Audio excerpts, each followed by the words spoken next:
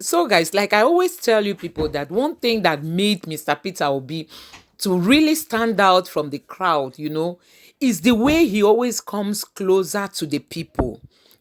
Coming closer to the people. That is what the Nigerian people have always yearned for. Having a president that is very close to the people.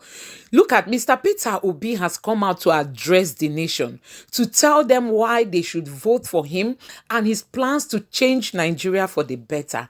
The problem we have with this present administration is that Buhari does not come out to talk to the Nigerian people. We have a president that does not even give us updates on what is happening in the country. Like, we all know that there are so many challenges facing the Nigerian people, but you hardly see our president come out to address the nation, to tell us how they are trying to manage situations on ground. Things like that does not happen. But you can see that with Mr. Peter Obi, things are going to change. Mr. Peter Obi is going to keep the Nigerian people updated, He's going to be giving us updates on what is happening and why they are happening and what they are doing. He's going to carry the Nigerian people along. So, guys, I want to share with you guys this special broadcast that was given by Mr. Peter Obi. Honestly, this man is so qualified to be our next president. You can see that he'll be able to keep you and I updated. We will know what is happening in the country. So, guys, let me allow you to watch this video. Don't forget to leave your comments below. Please don't forget to subscribe to this channel. Turn on your notification bell for more uploads. Give this video a like so that YouTube can show it to others, and let me know what you think in the comment section below. Thank you. Good morning, fellow Nigerians.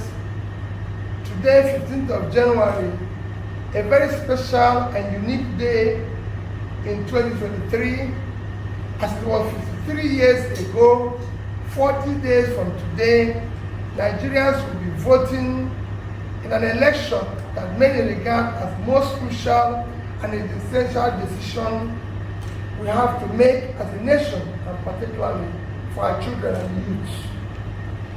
Given the sad state of our dear nation, alarming insecurity, unemployment, poverty, inflation, debt, hunger, disunity, hopelessness, and many other indices of the failing state. It is also 15th of January, 53 years ago, a very special red letter day for Nigeria, that the booming of guns and other paraphernalia of battle were formally silenced in a 30-month civil war in which millions of lives were regrettably lost and an unquantifiable number of properties destroyed.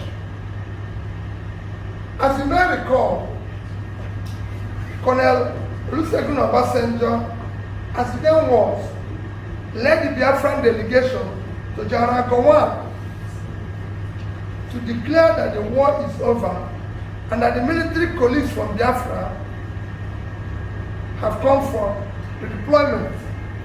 It is stated to keep Nigeria one is a task that must be done, and no victor, no vanquish. It is this task of keeping Nigeria one in spirit of no victor, no vanquish that has provided the platform of commitment of both mental and physical energy to the odious but noble task of building one strong, united, and indivisible Nigeria. As such, the overriding task we should be committed to, as stated above, is securing and uniting Nigeria for sustainable and inclusive development, particularly for our children and youth. While we regret the immense losses for the war, we pray for repose of the souls of the departed and thank God it ended. We must all join hands with utmost sincerity and commitment to prevent any serious violence in Nigeria, let alone other civil war. Never again. The task of securing and uniting Nigeria should be our only option, and we all can agree that the leaders and people of different sections of Nigeria have done admirably well, particularly in the years immediately after the war. Within less than 10 years after the end of the Civil War, a committed personality from Biafra, Dr. Alex Ekweme, was number 2 man to the most patriotic, humble servant, Alhaji Shehu Shagari, who was number 1. May their souls continue to rest in peace. Our dear Shehu Shagari and Ekweme, both of blessed memory, became strong and veritable expression of unity and togetherness engendered in a vibrant post-Nigeria. The Democratic League, with its unified symbolism, was glorious for Nigeria, and I deeply cherish such part of brotherhood and oneness established by Shagari and Ekweme, and truly believe it is a part of inclusiveness and togetherness as one Nigeria we should all follow today. Anyone who still harbors a different agenda, different from the realization of wholeness and unifying people-oriented development vision, is a terrible disservice to this generation and generations of Nigeria yet unborn. I cannot think of a valid reason except for deficit of sound socio-economic and political policies and programs that will unite and propel Nigeria forward. From what I know, the Southeast, the Igbo nation led by Ohaneze, has at every opportunity been unequivocal about its commitment to unity, oneness, integrity, and progress of Nigeria based on equity, justice, and inclusive society. And I, Mr. Peter Obi, a proud Nigerian of Igbo extraction, am mostly, truthfully, and wholly committed to the stand of one united, secure, and progressive Nigeria. It's also worth calling a spade a spade. There are youths all over Nigeria who are frustrated because of injustice, poverty, lack of opportunities, employment, apparent exclusion. Such youths will seize upon and use anything or tool to express their frustration and anger. I believe some of those who are agitating are doing so partly due to failures of creating an inclusive and progressive Nigeria. A working Nigeria with equity, justice, and fairness will also definitely and effectively checkmate such extreme groups as Boko Haram and ISWAP. I personally believe that the best strategy for dealing with the situation manifesting in guise of unclear nationalism, bigoted patriotism, and religious bigotry is carrot and stick approach. Nation building and order society are now imperative. We must win those that can be won through creation of society where equity and justice will prevail, a society where basic freedom, necessities of life such as health, job, skills, empowerment are provided. There must be a national program for those who will accept carrot approach. For those unwilling to yield to carrot approach, the stick option will feel it justified and applied. We must put order in our society, and where necessary, justice will be tampered with mercy. I believe that various agitation groups will stop the agitation when they see patriotic leadership imbued with fairness, equity, justice, and determination for a very inclusive and progressive society. Every rational human being can change when he sees good reason to do so. Such incentives requires right approach, effort, and time. It is unfair to use the misconduct or position of one or few persons in an ethnic group to stigmatize the entire group. It is wrong approach and should not be so. I have repeatedly said I will sit down and discuss with all agitators, believing that we must continue to talk and negotiate to achieve positive results. Today marks 53 years since the Civil War formally ended. Let us accept the war has truly ended.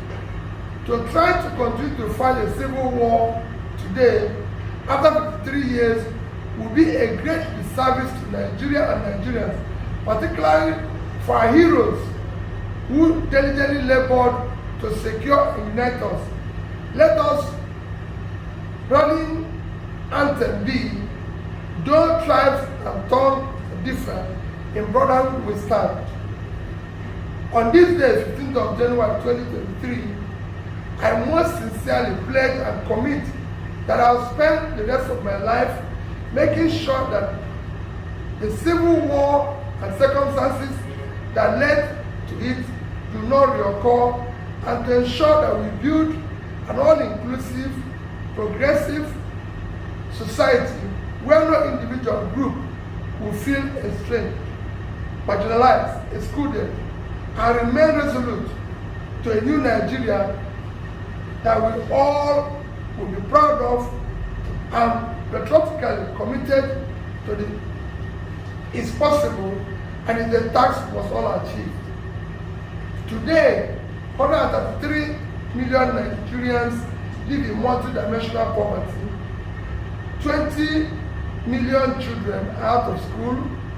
We have near 40% unemployment, with about 60% youth unemployment. Our youth today in their productive age don't know where the next meal will come from. Our drug prevalence among our youth is the highest in the world. We have overtaken India in infant mortality. That's why they find that 7 times our population. We are globally treated as second-class citizens, with Nigerians being refused entry into countries we were far better than a few years ago. These are things that should concern us today.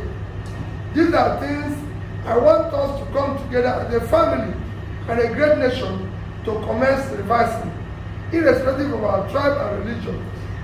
That is the Nigeria for which I wish to be a team leader, where everybody will be included, no matter where they are from or their beliefs. There's a critical junction at times in which every nation must seize a moment to define or redefine its history.